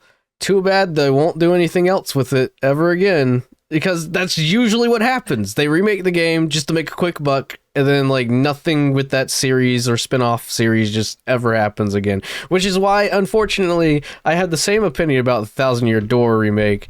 I just feel like it's like trying to be like, okay, this could potentially be the last year for Switch. Let's try and give them something that's pretty big for the Switch to end off on a good note. And then past that, like, sure, there'll probably be more Paper Mario games, but I don't think they're going to try and live up to what the Thousand Year Door did. I mean, I think that's a recipe for disaster if they were to try to like live up to that game, because you can't live up to perfection. But second of all, I think intelligent systems, as much flack as they've gotten about, not wanting to go back to the original formula, I think there's one thing I do support in like their ideology is that I do support them trying to make a better game than what has come before. So yeah. I do support like making new ideas to try to like, surprise Paper Mario fans, because Paper Mario is an old franchise at this point. It has 6 games in its series, and it's been out since like the 1990s. So it's a pretty long franchise, and you can only 7 if you count Paper Jam. Oh, Paper Jam, that's right. That's true. And so it's a long franchise, and there's a lot of things that they've done in the franchise at this point. If they honestly, me being a huge Thousand Year Door fan, if they had gone and made every single Paper Mario game just like that, I don't think the franchise would be as popular as it is right now. My total honest opinion, because by separating the franchise from those games, it was able to kind of build up a reputation that the game did not have when it first came out. It was just kind of like, oh, another very solid Mario game. Like we really enjoyed this. Pokemon would like to have a conversation with you about that one. that is Game Freak. That is a Game Freak issue. I do not know anything about that. I just trust me. I edited like 10 videos that covered the entirety of the Pokemon anime, and I still don't have a flipping clue what's going on with Pokemon. I would just say that because of the distance that we've had from Thousand Year Door, like overall in terms of its formula and like its themes and its like ideas and stuff like that, it's really developed this like iconic reputation within the franchise that I still think the game would be very well received now if that wasn't the case, but I don't think it would be as renowned as it is. I will say I do appreciate the remake in a sense of allowing people to have the opportunity to actually own a physical copy of said game. Yes. Because trying to get an original version, the original version of the Thousand Year Door for GameCube is so hard to find, and not only is it hard to find at a decent price, you're going to be paying the top dollar for that game. So because yes, that is one thing I will commend them for this remake and making it hopefully a physical. Did they even confirm it's physical? Nintendo. They didn't, but like okay. it's going to be. Considering that Metroid Prime remaster was a physical. Metroid Prime was, Pikmin was. So I would imagine that they would. Again, I appreciate them for allowing people to have a chance to actually own a physical copy of the game without having to spend thousands of dollars to get one. So, let me, what was the point I was trying to make again? Oh, that's right. So, we talked a lot about this on the Mario Wonder podcast, but basically talking about how Nintendo is starting to get into like a more bold and like fearless direction, going more creative with their games overall. And so based off of that, I have a good feeling that like maybe the next Paper Mario game won't be a direct successor to the Thousand Year Door, but I do think that they're going to let more creativity seep into the games again. And I'm actually replaying Do Origami King right now, which I'm actually still kind of like, I get why people are like very conflicted about that game, because it still does a lot of things that people don't like about the recent Paper Mario games, but I love Origami King. I think it's a great game personally. Oh my God, Zach's face. I hate the battle system. I think it's comparable. I hate the battle system. I love the battle system. Like, I can't. The characters and the world, I feel like is a big step up from the games before. Yeah. So that much better. The soundtrack's really good. The graphics really good. Everything about that game is really good. But the battle system, it's not even that I really want that traditional Paper Mario. I just hate it. The rings, All right, I circling get it it. around, those elemental bosses, What? suck donkey dong. That's I one don't of my care what favorite anyone parts of the says. game. I hate those. I hate those with a living passion. Okay, yeah, Like, you're exactly no, the fan I I'm hate talking them. about. I don't know anything of the Origami King. The only thing that I know is that it is legitimately the first Nintendo game to admit that they killed a character. Oh my god. I just got. At least I in mean, my knowledge, to my knowledge, it's the first Nintendo game people kind of know where about I've that seen at they this point. kill a character and then the ghost come back and be like, "Oh, Oh, wow." you see them kill a character. Yeah, Okay. yeah. Because, like, Luigi's Mansion Yeah, technically had a no, character Luigi's die in Mansion, game. Oh, but- that's what you're that. talking about. But I thought like you were, I'm talking no about spoilers thing. I Bobby. was like, I'm talking he's about been the out for, Bob like, Bomb that literally sacrifices himself and then comes Oh back my as god, a ghost. it's such Rest a in peace, Bobby. crime that character is just named Bob because he is one of my favorite characters in the series. Honestly, like I just think that the way that they wrote him was very short and sweet and simple, but it's so effective as a narrative tool, and it really served as like a great like development point for Olivia in particular, because Olivia always comes off as this like, we're getting into a Paper Mario tangent at this point, but I'm gonna just finish it. I don't mind it. I don't mind it. But like Olivia like starts off as this like very happy-go-lucky character. She's like, oh, look at all the pretty things in the world and things like that. And then she is hit with the dark reality that her brother is a menace that wants to take over the world and make it a terrible place to live. And she really struggles with that by the end of the game. And I just like, that is a pivotal moment that really like opens her eyes to that reality. And I just like the intelligent systems is such a great developer to me, because even with the cards that they're dealt with by Nintendo being complete jackasses in terms of their creativity, they're still able to create something that's so effective and so moving to me. And it's just like, I'll give Origami King like all the flowers in the world, because despite the limitations they still inflict on that game, I still think it's a game that has a story that's comparable to the original games. And I think that the more open world like adventuring aspect they return to in Origami King is really fun. Like I loved it. Like it reminded me like basically if you had a 1,000-year door, but the environments were a little bit more like open, basically. Like if you were able to kind of like go do more of like a 3D space, because the original Paper Mario games, they were open games, I guess, but it was more so like a left to right or right to left kind of like scenario, which like it was perfectly fine doing that. But I feel like Origami King would have been the game I would have expected after 1,000-year door, basically, but with some limitations. Like I don't get why, again, Bob, the only physical characteristic that he has is he didn't have a fuse. Like, come on. But they did everything else they could have done to make him a good character. Like he called Mario Big M and things like that. Like they gave him a personality. But I mean, and I could go on a whole soapbox about Origami King. I think that game gets more hate than it deserves because of some unfortunate limitations that intelligent systems had really no control over.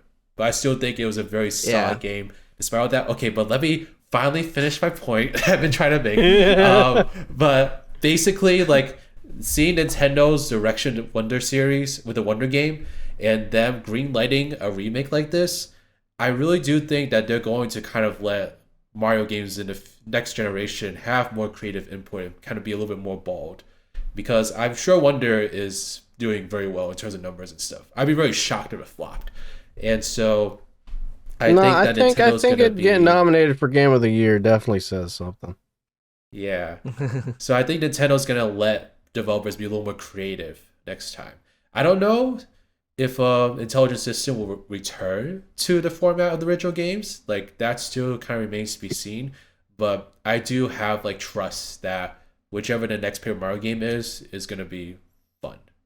But that's my soapbox about. I honestly, Ryder, I share that sentiment. I think honestly, like even more than Super Mario Brothers Wonder, I think Super Mario RPG was the one that really made me go, because, and 1,000-Year Door as well, they kept the unique characters, which for me was because in the Mario and Luigi remakes, they stripped out a lot of those original designs, or like those original designs for the pre-existing, like the Koopa Troopas, for instance, in Superstar Saga Remake, were made the generic Koopas instead of the in-armor ones from the, like, stuff like that they had changed in the remake. And in Mario RPG, they kept everything original design. In 1,000-Year Door Remake, they're keeping everything original design. And it's like, Yes. Yeah. Don't like, like they're embracing the more unique styles of, the unique interpretations of Mario and, and friends. It's refreshing to see. It's super refreshing to see. And that makes me more excited for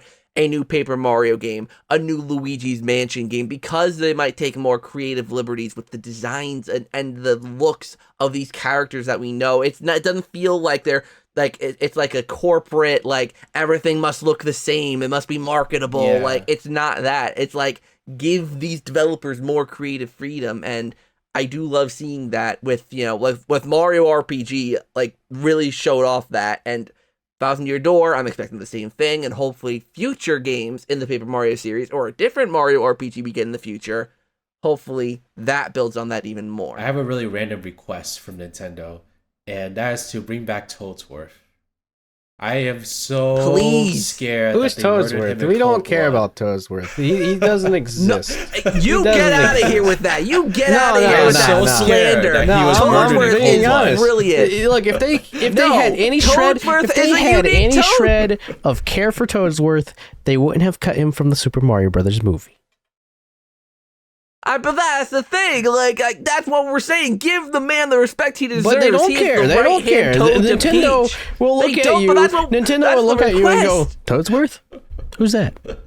No, who? bring him back. Come on, bring Toadsworth back. I realized that he's been absent as soon as I went from playing the Thousand Year Door to Color Splash, something like that. I was like, where the hell is Toadsworth? I guess after GameCube generation, they really wiped him out. I mean, I'm not like the biggest Mario fan, so I'm not even sure what the last game he was even in. But just probably one of the, I think it was Mario and Luigi, maybe Bowser's Inside Story or Dream Team, one of the Mario and Luigi. Okay, games, well, I mean, obviously it feels like Nintendo has found maybe that. Because again, they're wanting to make, not saying that she wasn't ever like the strong character or anything like that, but Peach, as of recent, has been prominently shown to be more of a fighter. Maybe they felt that Toadsworth as a character was holding her back from being able to showcase that, and that's why they got rid of him. But every piece of royalty has their royal vizier, like their Jafar, Yeah. I'm not saying that they should keep Toadsworth out, but I'm just being like even the fact that he was supposed to be in the Super Mario Brothers movie and he didn't make the cut. It just makes me feel like it's solely because Princess Peach is becoming more of a fighter for herself, and his role in the movie would have literally been pretty much what she was doing, the planner. She, coming up with the plans, making the moves. That's the thing. His character still exists in the movie. It's just not Toadsworth. It's a generic blue toad with a mustache and glasses. Well, yeah, but then people would complain. Else. People would complain that that's not how Toadsworth is. Well, boo freaking who? I don't know. None of the characters in the movie are visual or are kind of the same as they are in the games. Everyone's a little bit different. About Donkey Kong being a frat bro. Well, 100%. I liked it. Honestly, Seth Rogen does a really good job. Sure someone did. At first I thought Seth. Now I will say the one thing that made me lose a little respect for Seth Rogen as a whole, as a person, was he called the Donkey Kong rap stupid. All right, he openly admitted he did not find that song good at all, but he wanted them to put it in because it's funny. He does not like the Donkey Kong rap. Now that I just lost my respect for him. Seth, come on, man. Fun fact. I was actually at a thing where Grant Kirkhope was at Nintendo New York, and we did the DK rap. Hey. It was like one of the highlights of my gaming life. It was so pretty nice. I mean, in terms of 2024, I'm looking forward to, yes, the Thousand Year Door remake. Nothing else has to happen. I'm just happy about that. But I am looking forward to other things happening. So yeah. Speaking of remakes and remastered and stuff, Luigi's Mansion 2. Listen, I crap on Luigi's Mansion 2 a lot. That's kind of my thing. But I'm actually really excited for this remaster because First of all, the original was on the 3DS, so the graphics overhaul is going to be astonishing no matter what way you look at it. I'm really excited. Like, they already, from the trailers we've seen, they've updated models, they've updated textures, they've updated some of the animations. Like, it's gonna be great. And the fact that it is, to me, weird. They announced this game back in June, and it's not coming out until this summer. So a year for a remaster is a bit different for Nintendo. Usually it's less than a year from announcement to release for a remaster. Remasters nowadays are being shadow dropped by Nintendo for some reason. So to me, it's kind of weird that they're doing this with this one. So I do have some higher expectations for it. But like I said, visual overhaul, highly going to expect. Don't have to deal with a stupid touchscreen. Very happy with that. Control overhaul. The Switch has 2 thumbsticks. So it's actually going to be feel good to control the Poltergust with 2 thumbsticks instead of 1. Like, God, jeez. But yeah, I'm so excited for it. Like, even though I don't care for the mission structure and a lot of things they did in the second game, I'm still really excited for it. Hate that I have to wait so long for a freaking remaster, but it is what it is. But yeah, super, super excited for it. And I know that I am going to get these, well, Dave knows Luigi's Mansion, but I'm going to get Riders to play Luigi's Mansion, and we're going to talk about it in the future, so don't you worry. I'm going to get that train going this year. Very interested in seeing how that's going to go for me. I hope you like it. It's a very short game. I think I like it. I mean, it's very tough for me to find a Mario game I actually dislike.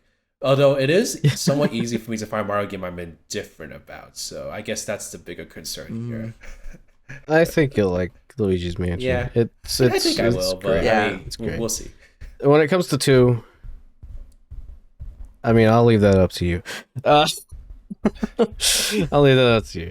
Yeah. I mean, me personally, I'm not too excited for 2. I'm probably not going to pick it up. I'll watch others play it, but it's not like a game, even though they will improve it in some areas.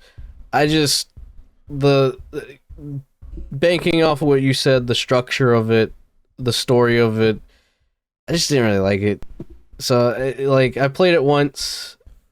The improvements that they make may go a long way for you, but after playing it the first time and just letting it all resonate with me, I'm just not. I'd much rather just have another Luigi's Mansion 3, even though it's not in a mansion, it's in a hotel.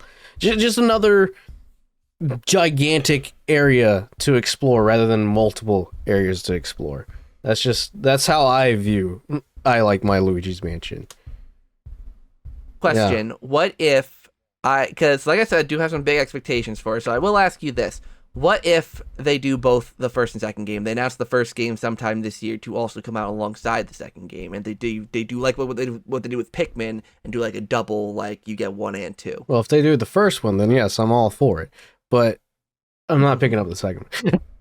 That would make more sense, honestly, to do both of them. Yeah, because it would be weird for Nintendo. It's the most Nintendo thing they could do, and that's what makes me nervous about it. That's why I was a little confused when they announced the second remake, and I was like, okay, why not the second game? Yeah, they'll have 2 and 3, but not the first game. Not the first game that you had already remastered for the 3DS. In 2018, the very end of 2018, the Switch was nearly 2 years old at that point. Why release it on the 3? That's, to this day, nearly 6-7 years later, still bothers me. It's not even a great remake either. It sucks. It's horrible. The controls suck. It's so the bad. Frame rate can barely hold itself together. I love the actual game itself, but because of the hardware, it's dog doo-doo. So bad. Yeah, do that, Nintendo. Do that this year. Make me the happiest fan ever and bring the first game to the Switch in HD. I don't know if there's anything for me, per se, that I'm excited for in 2024. I mean, obviously, the next big thing is Like a Dragon Infinite Wealth coming out at the end of the month. So that's something I'm pretty much looking forward to. Princess Peach. Princess Peach, the new Princess Peach game. I am actually really interested in that.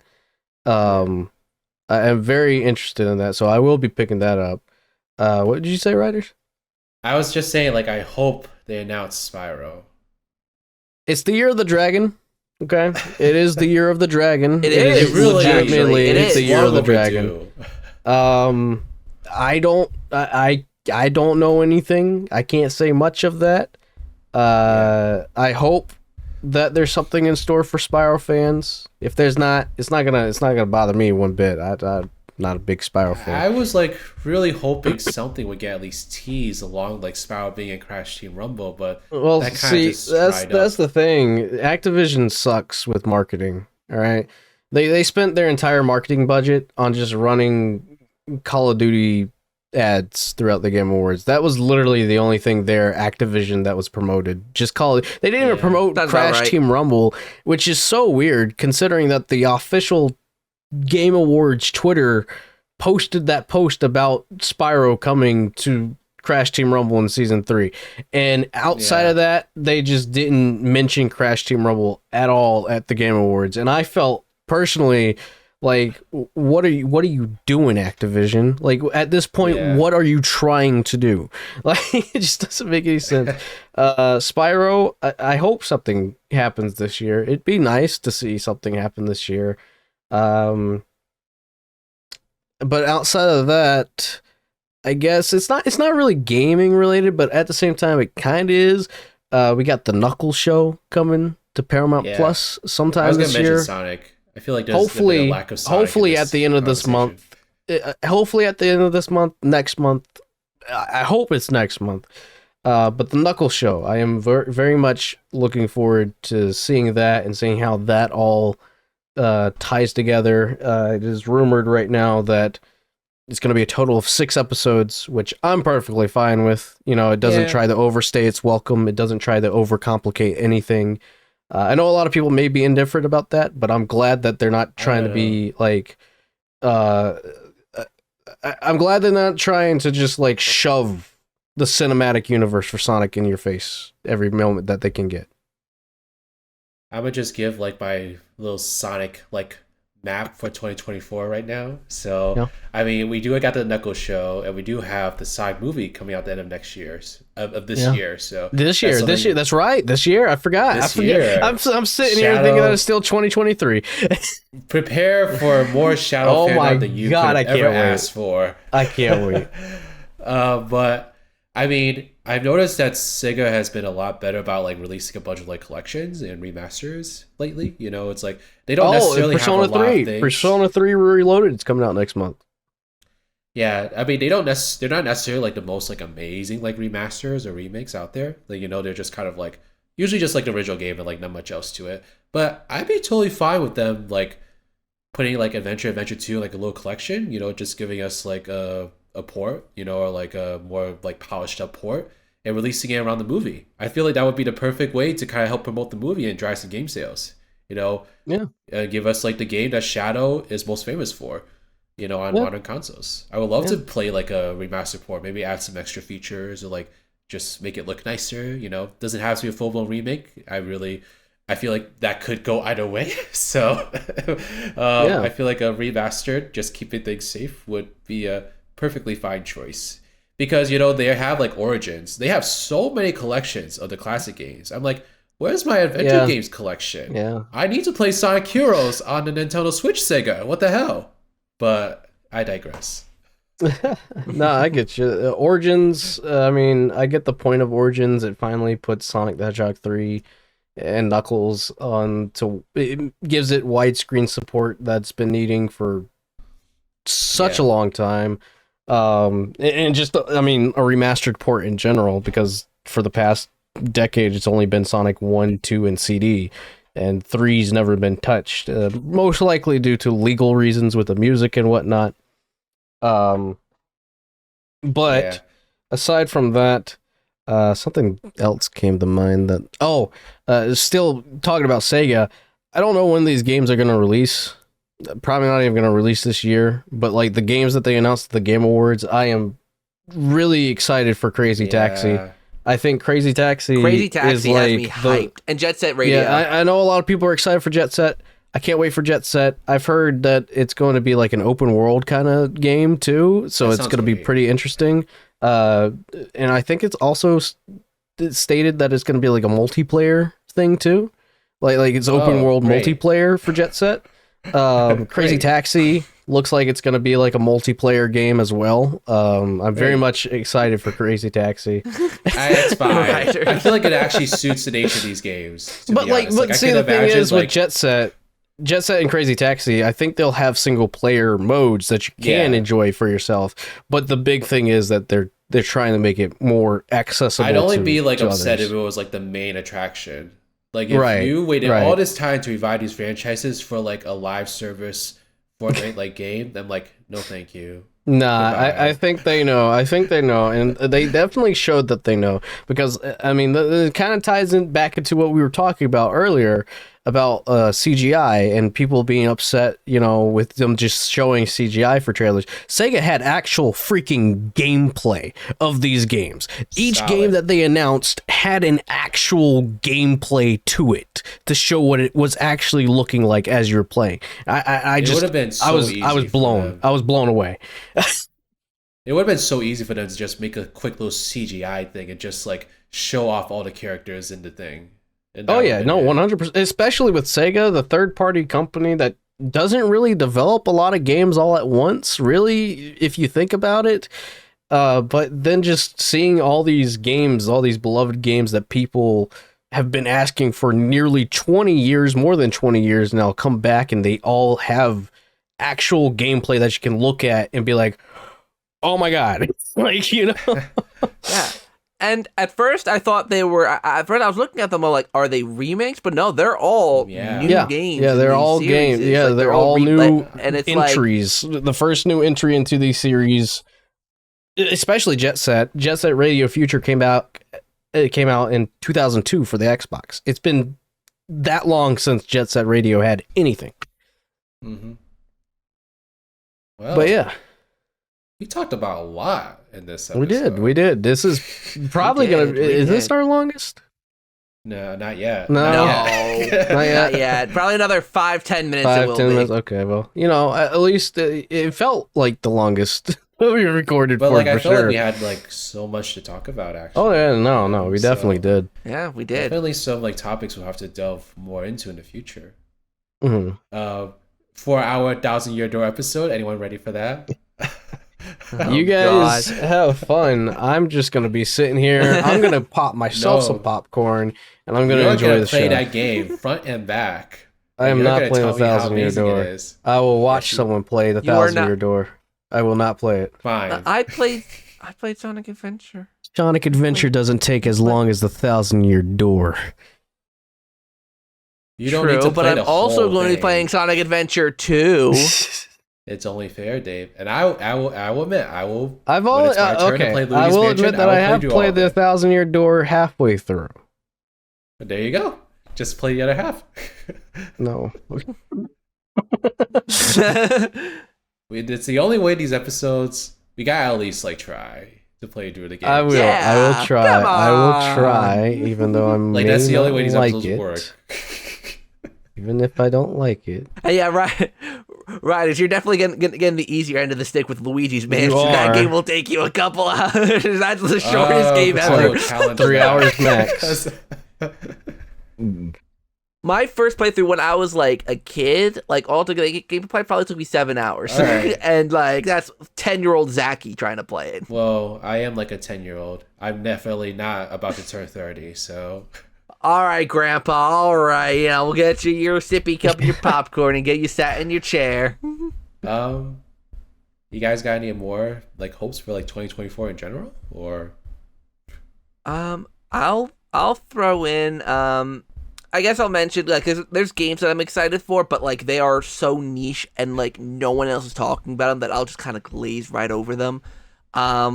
Is 2 games that got announced at the Game Awards. I'm very excited. Actually, no, all 3 of these actually got announced. No, 2 of these got announced at the Game Awards. The casting of Frank Stone is a supermassive game that I think I mentioned earlier. I forget if it was on podcast or not, whatever. But people who made Until Dawn, they're making a game in collaboration with Dead by Daylight. The people who made Dead by Daylight. So it's like a game set in the world of Dead by Daylight, but in the style of like Until Dawn and all of that. So I'm very excited for that. I don't care about Dead by Daylight much, but I know what to expect. And again, with the CGI thing, the trailer was only CGI, but thankfully, like, I've played all games by them, and they're all pretty similar in gameplay style and graphics, so I kind of know what to expect. There's also a new game, Lost Records Bloom and Rage. It's a game by Deck Nine and Don't Nod, which is it Deck Nine? Well, I know Don't Nod are involved, and basically they're the people who make the Life is Strange games. And this game is, again, same kind of vein, except it's like about a group of friends who were friends back in the 80s, and then they've all grown up and split ways and have to come back for some reason. I don't know. It seems pretty rad. Seems pretty cool. And then Directive 8020 is another game by Supermassive Games. I know Michelle for them, whatever. But it's an outer spacey sci-fi type game. This one actually isn't even confirmed for this year, but they've been kind of teasing it a little bit in the past. Or I think like New Year's, they put out a little teaser for it. So that game's coming along. So I think that's gonna come out this year. Very excited for all of those. But I'll also throw in, not gaming related, but I think writers will kind of appreciate this. Writers, last year was like your year that you really, like it was all Taylor Swift for you. This year, I'm seeing my version of Taylor Swift, Avril Lavigne. I'm seeing her in concert this year, and I'm so excited. I'm so excited to see her in concert. She's iconic. Seeing her in July. She is iconic. I mean, and complicated, I'm so excited. anyone? Under my skin? Complicated? Girlfriend? Oh, the best damn thing? my God. Like, come on. Like, she's just, I'm so excited. It's like Hello, a smaller venue, too. It's like all standing. We're all going to be rocking out. It's going to be like the Crush 40 concert, except like a little bit bigger. It's going to be a rocking time. She is. Like, so excited. I don't like her new album that she released a couple years ago. I love that album. It was just like a perfect. Yeah, I need to give that a re-listen. I listened to it when it first came out, but like since I'm seeing her in concert, I have to really give it a re-listen. It's basically just the best damn thing really... 2.0, which I'm like, you know what? Yeah. Slay. I love that. Here for it. It sounds outdated as hell, but I love it. Let's go.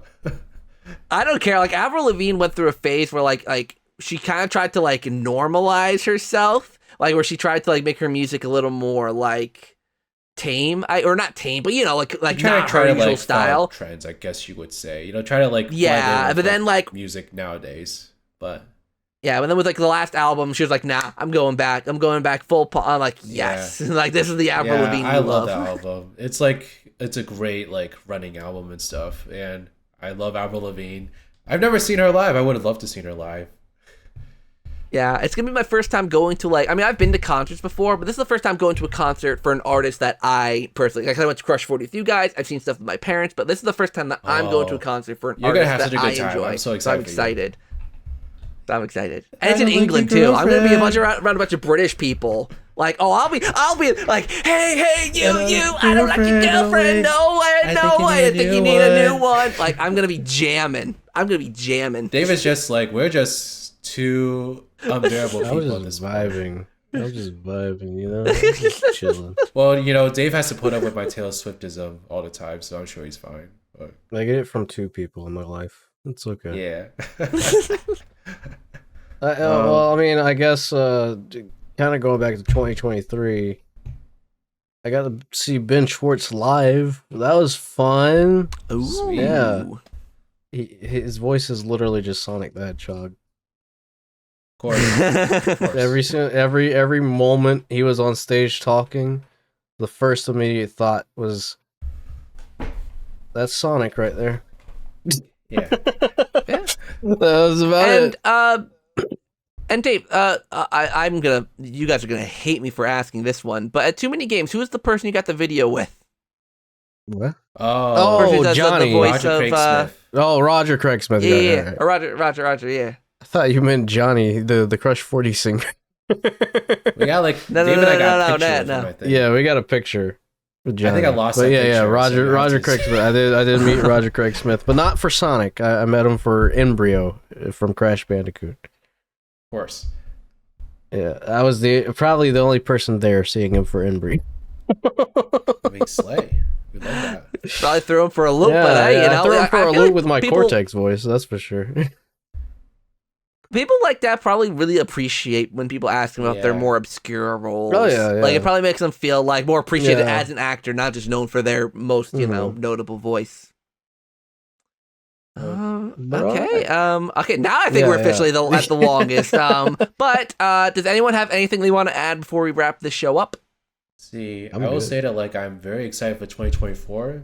I feel like we've got a lot of good things that happen in 2023. I think us three are going to do a lot of awesome things this year. So I'm really excited. We're going to try to hit more panels.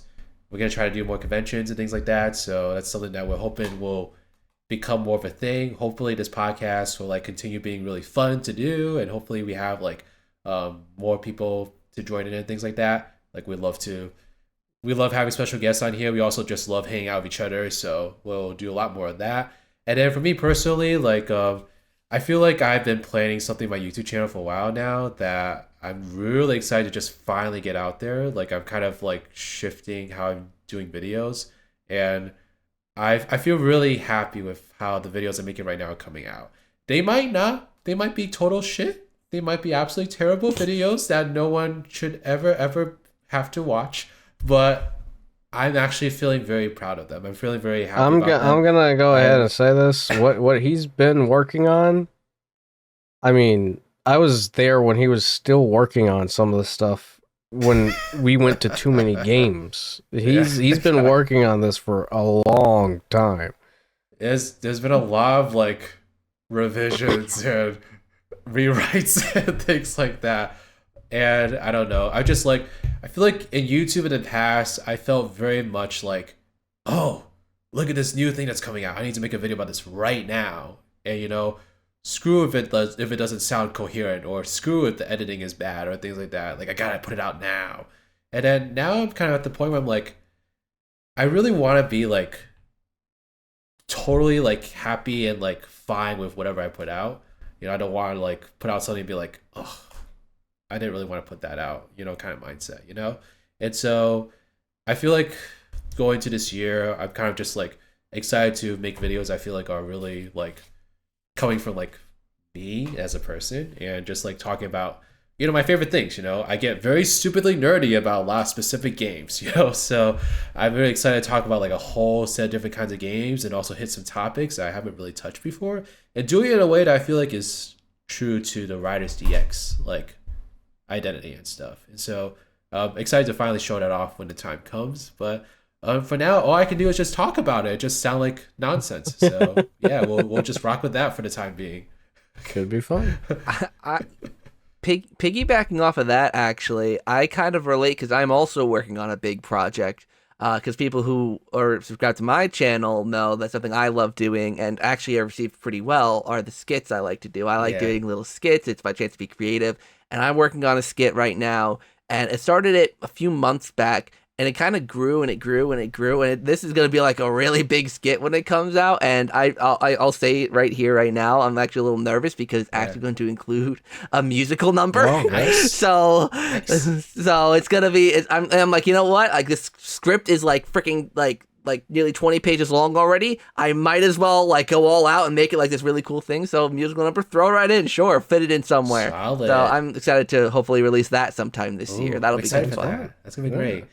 I've been feeling similar inspiration too. I've been putting more skits and stuff into the videos I'm making. I forgot to mention this, but I actually like did a musical like in my personal life in the past year, and that's actually has had a profound impact on how I want to like do these videos in the future, because I had so much fun doing that, like being on a stage and performing for people and things like that. Like that was so much fun. I kind of want to bring some of that same energy to my videos, so I'm really excited and passionate about this. And you can definitely I can at least say that there'll be a lot of Paper Mario. A lot of Paper Mario. Like I'm gonna be totally unapologetic about that. Literally the best thing Mario's ever done, and I will die saying that. So yeah. You know, I'll only accept it because Luigi's Mansion is a Luigi thing, so that's the only reason I'll accept that. Fair. We'll agree to that. All right. Well, I think that's good enough for today's episode. Thank you all so much for tuning in. Happy 2024. Yes. Hopefully this year is as great as we're hyping it up to be. I'm a hype man. Yeah. Let's go. I'm a Let's hype Yeah, man. we're hyping everything up. And here's to another great year. So thank you everyone for watching this episode, and we'll see you all in the next one. Bye-bye.